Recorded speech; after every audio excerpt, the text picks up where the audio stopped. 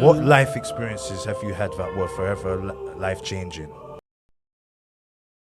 Okay, interesting question. I'm not gonna sit here and act like I've had the worst or the toughest, but in terms of just battling with things for myself, like I'm not saying that I have, mental things, Okay, but at the we don't judge here. yeah, no, that's great, that's fine. Yeah, But this radio station, in fact, I just spoke. High priest just spoke to the boss. High priest is obviously like to the boss. Yo, wow, go on. What does the Hub Live Radio represent?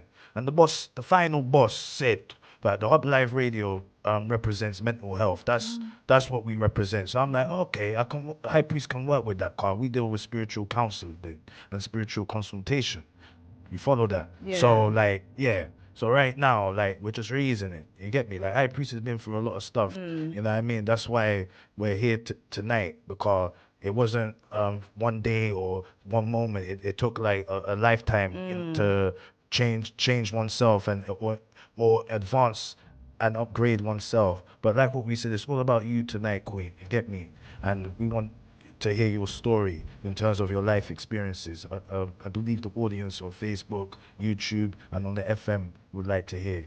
yeah, no. So yeah, what you said is, because everyone goes through those challenges, and I think for me, it's also like I was very conflicted with who I wanted to be, where I wanted to be in my life, and I felt like I just kept going with what other people was telling me. So I felt like I Oh, had a okay. self conflicting moments, and so that's what when I was speak about like in terms of mental, I wouldn't say mental health, but in terms of like just challenging certain thoughts in my head and trying to combat certain things with just being who I am.